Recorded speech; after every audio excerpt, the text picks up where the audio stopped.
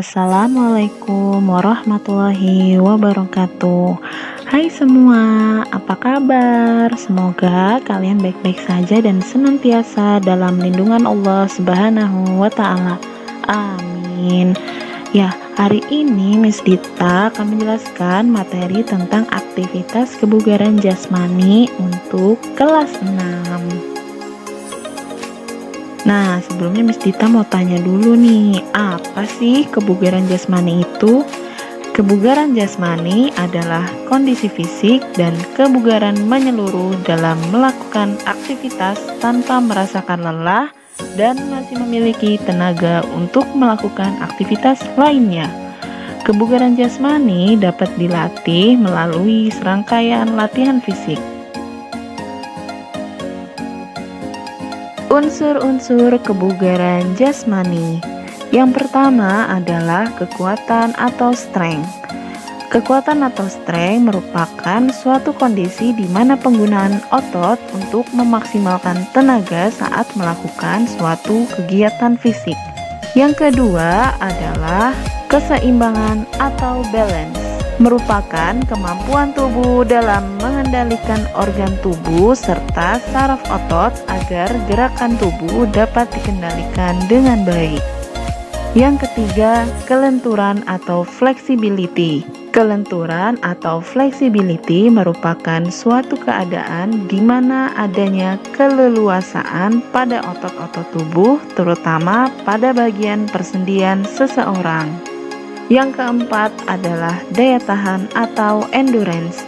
Daya tahan atau endurance merupakan kemampuan seseorang menggerakkan seluruh tubuhnya dalam waktu yang cukup lama dan tempo yang berbeda secara efektif dan efisien, serta tanpa merasakan sakit dan lelah yang berarti. Yang kelima, kelincahan atau agility.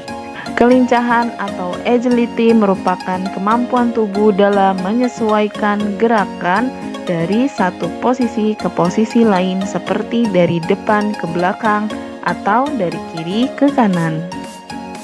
Yang keenam, kecepatan atau speed. Kecepatan atau speed merupakan suatu kemampuan yang mampu melakukan suatu gerakan dalam kurun waktu yang singkat. Faktor yang mempengaruhi kebugaran jasmani. Apa saja faktor yang mempengaruhi kebugaran jasmani? Kebugaran jasmani dipengaruhi faktor sebagai berikut. Yang pertama, jasmani atau fisik. Yang kedua, keturunan. Ketiga, usia. Keempat, jenis kelamin. Kelima, aktivitas fisik. Keenam, pola istirahat. Dan yang ketujuh, pola makan, gizi, dan makanan. Bentuk latihan kebugaran jasmani. Yang pertama ada lompat tali. Lompat tali atau skipping berguna melatih ketangkasan dan kekuatan otot kaki. Manfaat lain dari lompat tali yaitu dapat membantu meningkatkan denyut jantung. Yang kedua, sit up. Sit up berguna melatih kekuatan otot perut. Selain itu, rutin melakukan sit up mampu menguatkan otot jantung. Yang ketiga ada push up. Gerakan push up bertujuan melatih kekuatan otot dada, bahu, dan lengan bagian luar atau tricep. Yang keempat, back up. Gerakan back up berguna melatih kekuatan otot punggung, otot pinggang, dan perut bagian bawah.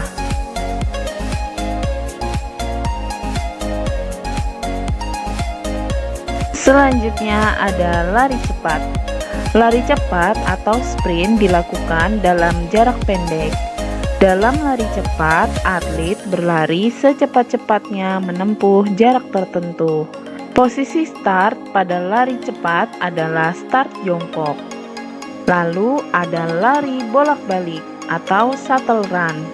Lari bolak-balik atau shuttle run bertujuan untuk mengukur kelincahan.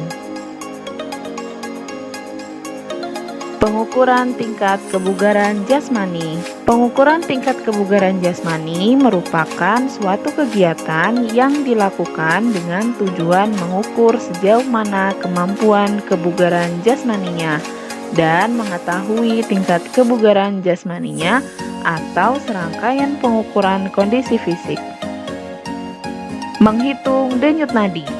Denyut nadi adalah detak jantung yang dapat dirasakan pada nadi. Denyut nadi yang cepat menunjukkan perubahan secara tiba-tiba tekanan jantung yang dirambatkan pada pembuluh darah. Menghitung denyut nadi. Menghitung denyut nadi ada dua cara. Yang pertama, pada pergelangan tangan. Sentuhlah pergelangan tangan bagian dalam dengan ujung jari telunjuk dan jari tengah. Tekan perlahan dan rasakan denyutannya. Hitung denyutan selama 30 detik, kemudian hasilnya dikalikan 2. Lalu ada menghitung denyut nadi di bawah telinga dan rahang. Sentuhlah daerah leher di bawah telinga dan rahang dengan jari telunjuk dan jari tengah. Tekan perlahan dan rasakan denyutannya. Hitung denyutan selama 30 detik, kemudian hasilnya dikalikan 2. Dengan cara ini, kamu dapat mengetahui jumlah denyut nadi per menit. Selanjutnya ada menghitung kekuatan. Untuk mengetahui kekuatan tubuhmu, kamu dapat mengujinya dengan push up. Aktivitas fisik ini untuk meningkatkan kekuatan otot tubuh bagian atas. Kamu dapat melakukan push up selama 30 detik. Selama durasi itu, berapa banyak kamu dapat melakukan push up? Menghitung kelenturan. Bagaimana cara mengetahui kelenturan tubuhmu? Secara sederhana, kamu dapat melakukan mencium lutut sambil duduk. Dengan cara ini, kamu dapat mengetahui kelenturan otot dan sendi kaki, pinggang, dan bahu. Jika kamu mampu mencium lutut dalam waktu lama, misalnya 60 detik, kebugaran tubuhmu dapat dikategorikan dengan baik. Mengukur daya tahan. Pengukuran daya tahan tubuh dapat dilakukan dengan lari jogging. Aktivitas fisik ini sangat murah tetapi menyehatkan. Selama 12 menit, kamu melakukan jogging mengelilingi lapangan. Jika kamu mampu menempuh jarak 2000 meter atau lebih, kebugaran jasmanimu dikategorikan baik. Tetapi jika menempuh jarak 2000 atau 1000 meter, kebugaran jasmanimu dikategorikan sedang. Jika hanya menempuh kurang dari 1000 meter, kebugaran jasmanimu dikategorikan kurang. Nah, selanjutnya Miss Tita ada latihan soal untuk kalian. Jawablah pertanyaan di bawah ini dan tulis jawabannya pada buku tugas kalian. Pertanyaan pertama, jelaskan pengertian kebugaran jasmani. Yang kedua, kelenturan termasuk salah satu komponen kebugaran jasmani. Bagaimana cara melatih kelenturan?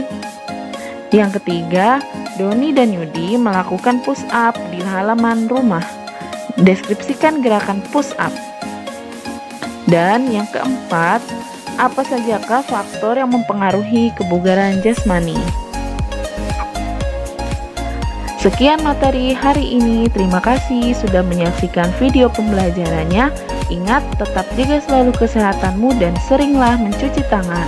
Wabillahi taufiq wal hidayah. Wassalamualaikum warahmatullahi wabarakatuh.